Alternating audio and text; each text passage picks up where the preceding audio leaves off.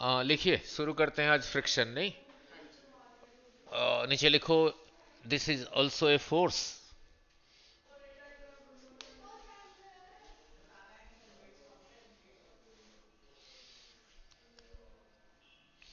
This is also a force. It opposes it opposes motion।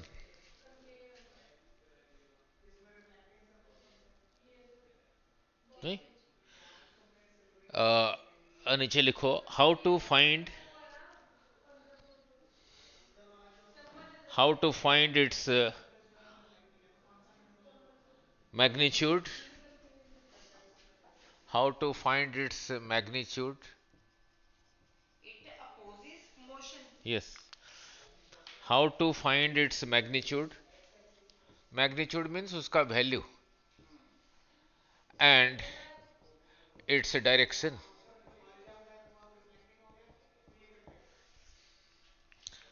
ये कितना है, इसका डायरेक्शन क्या है, कैसे फाइंड करेंगे, करके अंडरलाइन कर दो जो अभी लिखा। नहीं ना, पहले समझा दो फिर लिखवाऊंगा। यही रहा कोई सरफेस, जैसे फ्लोर हो गया, कोई भी सरफेस है। नहीं, रफ सरफेस। नहीं, नाउ जब मैं कह रहा हूं रफ सरफेस, ये ज्यादा रफ है या ये पीस ऑफ पेपर का ये सरफेस ज्यादा रफ है? कौन सा रफ है ज्यादा? ये वाला, ठीक है। तो इससे तो आपको क्लैरिटी हो गया कि रफ क्या है। नहीं, जब रफ सरफेस लिखा होता है, यही रहा सरफेस, उसको ऐसे दिखा देते हैं, ऐसे। ये उसके लिए सिंबल रहा। अगर ऐसे लाइंस लगे हुए हैं, इसका मतलब है रफ सरफेस। नहीं, कोई भी सरफेस परफेक्ट 100% स्मूथ नहीं है। नाउ नीचे लिखो, नो सरफेस इज 100% स्मूथ।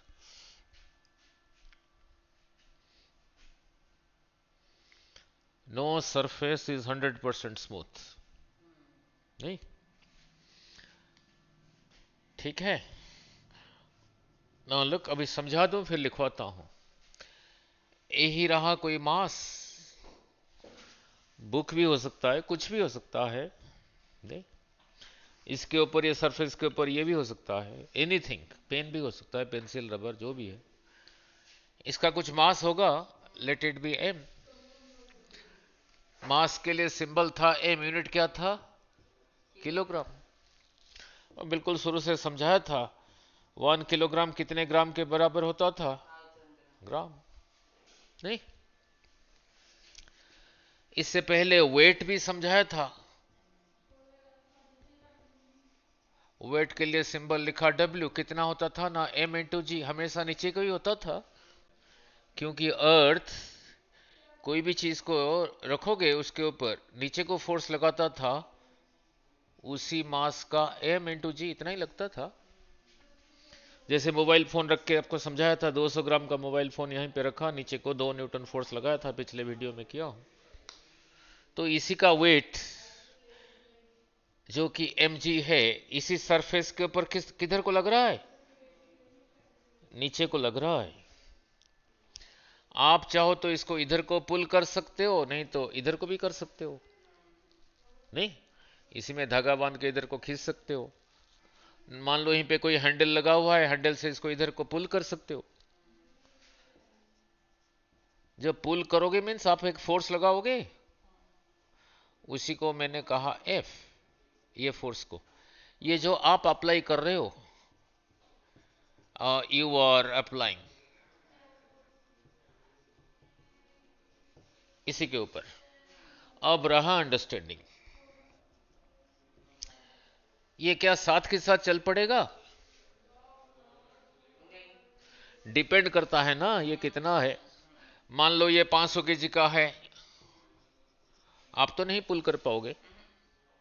आप आ गए, दूसरा आ गया, तीसरा आ गया, चौथा आ गया, सब ला के खींचने लगे, तब चलने लगा। अब रहा, मैंने अभी लिखा फोर्स ऑफ फ्रिक्शन का डायरेक्शन क्या है, मैग्नीट्यूड क्या है। जब ये इसी के ऊपर, इसी सरफेस के ऊपर ये उधर को जाना चाहता है, इधर को जाना चाहता है, इसी का निचला पोर्शन, इसी का निचला पोर्शन, मान लो ये रहा ये रहा ये रहा ये सरफेस रहा मेरा, ये हाथ ऐसे लेके जाना चाहते हो, इसका निचला पोर्शन ये सरफेस के साथ रब हो रहा है, नहीं रब हो रहा है ना।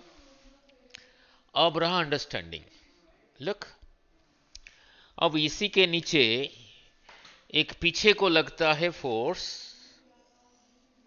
यही रहा फोर्स ऑफ फ्रिक्शन।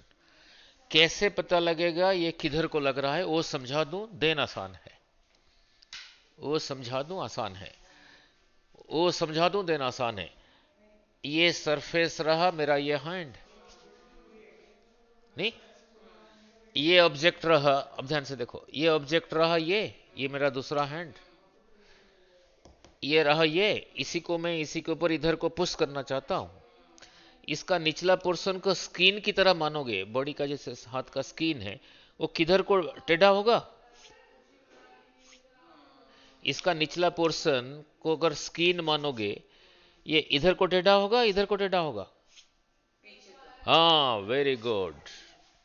तो इसी के लिए फोर्स ऑफ फ्रिक्शन पीछे को है, ठीक है। ये स्किन के ऊपर, इसी के ऊपर मैं हाथ को अगर ऐसे करूं, ये वाला स्किन किधर को टेढ़ा हुआ, और ये वाला स्किन, हाँ ठीक है। इसका निचला पोर्शन को स्किन मान के, जिसका स्किन जिस तरफ टेढ़ा हुआ, फोर्स ऑफ फ्रिक्शन उधर को ही हुआ, ठीक है। अब उसको लिखूंगा, यही रहा एम जी, यही रहा action force. Newton third law में किया था, जितना एक्शन फोर्स है, रिएक्शन फोर्स भी उतना ही होता है। तो ये सरफेस इसी के ऊपर इधर को उतना रिएक्शन फोर्स लगाएगा, और ये रिएक्शन फोर्स ये सरफेस के साथ 90 डिग्री बना रहा है, तो इसीलिए 90 डिग्री बना रहा है, इसलिए इसको कहा normal reaction, normal reaction force. इतना नाम लिख के इसके लिए सिंबल यूज किया, कर दिया एन, ठीक है। जो देखा गया है, ये जो है पीछे को ये और ये, this is proportional to this, ये ज्यादा होगा तो ये ज्यादा होगा, सॉरी ये ज्यादा होगा तो ये ज्यादा होगा, ठीक है। प्रोपोर्शनलिटी कांस्टेंट को हटाने के लिए कांस्टेंट जोड़ना पड़ता है। इस चैप्टर में उसको लिखते हैं म्यू, और इसी म्यू को कहते हैं, अब लिखना है नोट्स, कोएफिशिएंट ऑफ फ्रिक्शन, अभी लिखूंगा फ्रिक्शन। देखना, ये इसके साथ इधर मल्टीप्लाइड है, इसी को अगर इक्वल टू के इस तरफ रखूं, ये एन इधर मल्टीप्लाइड था, इधर आ गया, यही रहा कोएफिशिएंट ऑफ फ्रिक्शन, ठीक है। अब समझ आ गया। अब दोबारा डायग्राम ड्रॉ करता हूं, सारा लिखवाता हूं, ठीक है।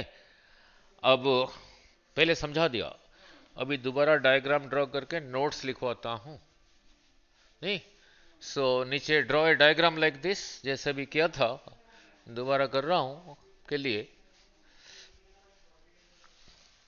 Now draw a diagram like this,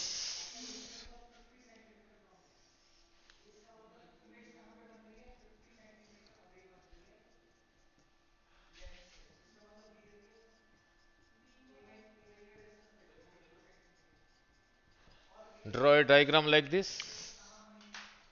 निकालो मैम।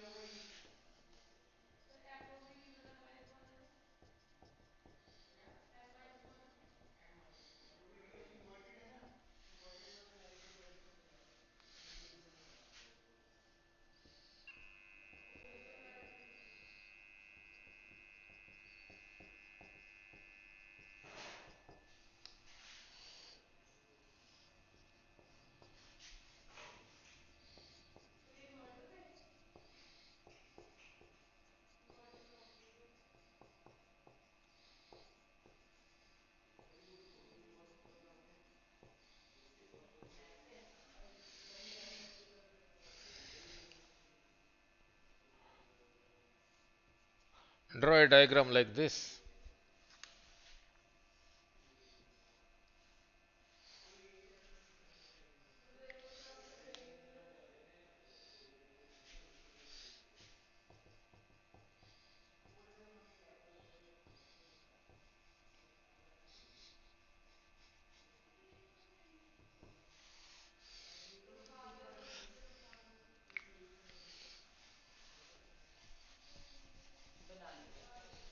बना लिया। अब इसी को एक्सप्लेन कर देना ही थ्योरी है, इसी डायग्राम को। सो नीचे लिखो, let capital M is equal to a mass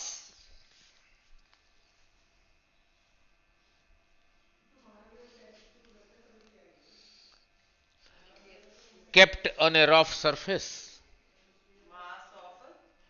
capital M is equal to a mass kept रखा हूं, kept on a rough surface, on a rough surface. इसको एक्सप्लेन कर दिया। Capital F is equal to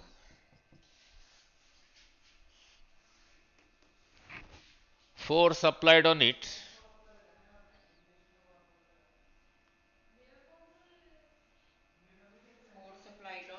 on M, on it.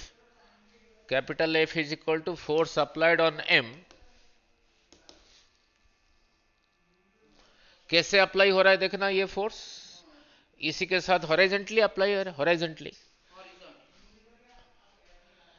ठीक है, आगे bracket में लिख लो applied horizontally.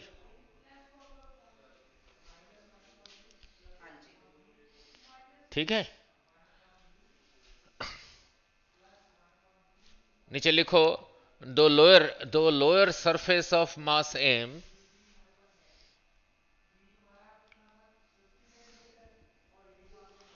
the lower surface of mass M,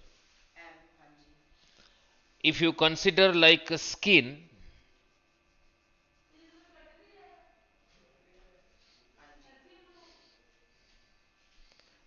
अगर स्किन की तरह मानोगे, it will bend backward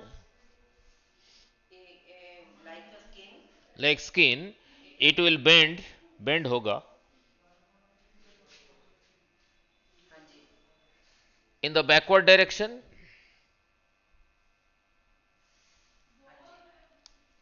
therefore the force of friction, therefore the force of friction,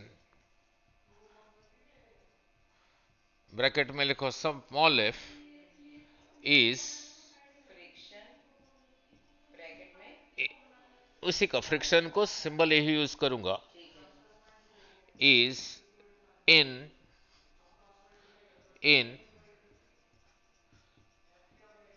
backward direction.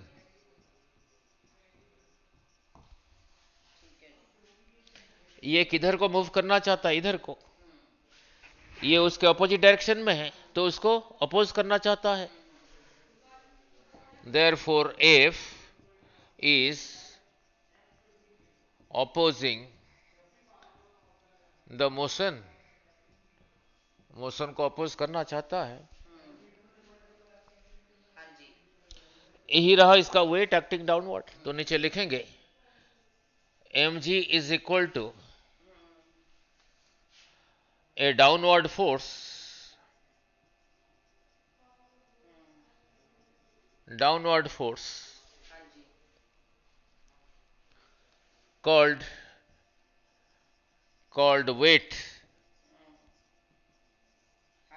weight of the mass, नहीं, इसी को कहते हैं action force.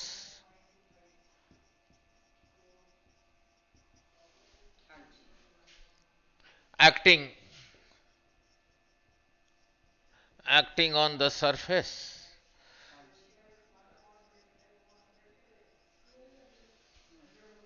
Action force.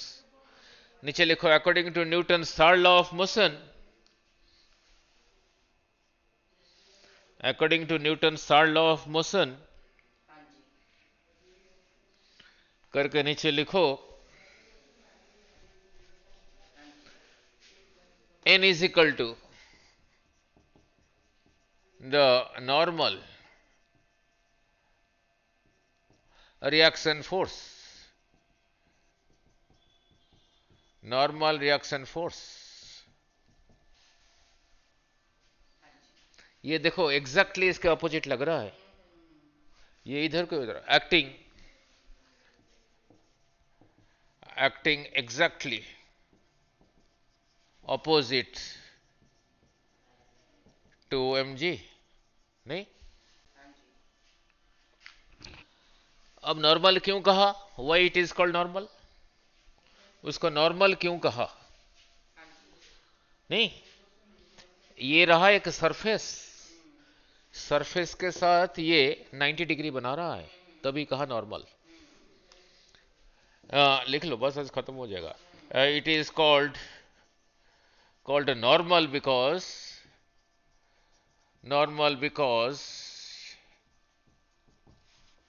it makes 90 degree, because it makes 90 degree with surface, surface के साथ देखो ना 90 degree बना रहा है, ये 90 डिग्री नहीं बना रहा है, 90 डिग्री ऐसे ही होता है, ये रहा 90 डिग्री, नहीं?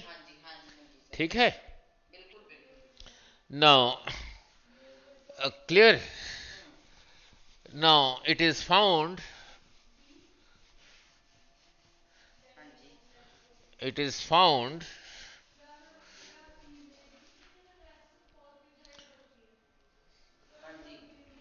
this if, it is found f is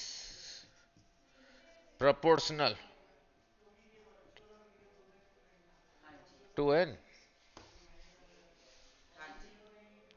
ये जो लैंग्वेज में ऐसे लिखा हूं उसको ऐसे लिखते हैं मैथ में,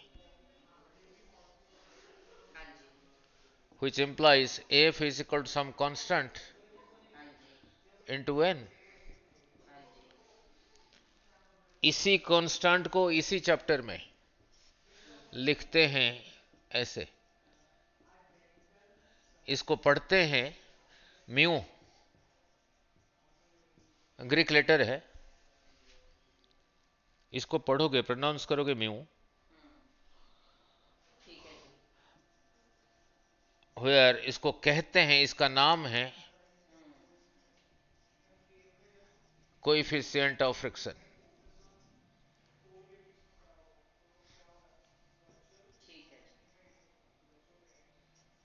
इसका नाम है कोएफिशिएंट ऑफ फ्रिक्शन, नहीं? नाउ अब उसका यूनिट क्या होगा देखते हैं, और नीचे लिखो इसका यूनिट क्या होगा, मास का यूनिट क्या है किलोग्राम, लेंथ का यूनिट है मीटर, नाउ नीचे लिखो यूनिट ऑफ म्यू, नहीं? अब ये भी समझाया था F is equal to mu times N, so नीचे लिखो वी नो, जो अब ये भी किया था F is equal to mu times N, नहीं? नाउ फिर इसी को, ये एन को इधर ले आया, उधर अकेला म्यू रह गया, तो इसको सजा के लिखा mu is equal to F by N, यही रहा, यही रहा। देखो मैंने इससे पहले कह चुका हूं, ये ना this is a force, this is a force, तो इसका यूनिट क्या होगा, this is also a force, इसका यूनिट क्या होगा, फिर ऊपर न्यूटन, न्यूटन कट गया, is equal to just a number,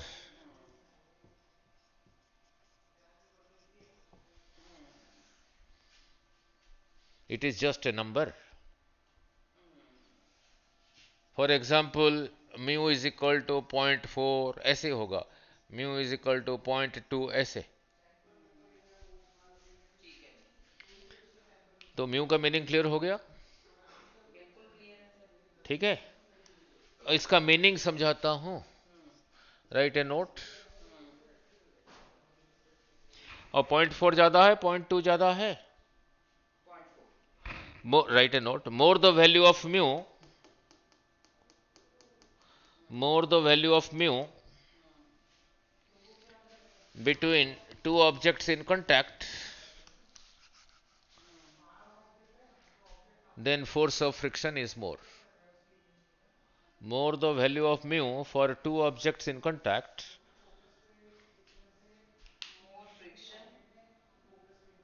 more friction. Friction of force of friction ज्यादा है. More the value of mu, more is the force of friction. ठीक है, वो रहा उसका मीनिंग. मीन्स जहां पे म्यू ज्यादा होगा उसको चलाने के लिए ज्यादा फोर्स चाहिए. यही हो गया. क्लियर? हाँ बहुत है. अब तो काफी कर दिया हूं. अब तो न्यूमेरिकल करने लायक हैं अभी. अब तो न्यूमेरिकल करने लायक थे. अभी जेई का भी करा देता अभी. ठीक. हाँ हाँ ठीक है. ठीक है. बस वही रहा. अभी हो गया. अगर चल नहीं रहा, अगर ये चलना नहीं शुरू हुआ है तो उसको कहेंगे स्टैटिक फ्रिक्शन.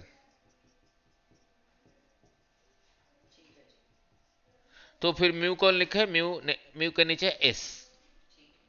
अगर चल रहा है फिर कहेंगे काइनेटिक फ्रिक्शन. जब रोल कर रहा है तब लिखेंगे म्यू के.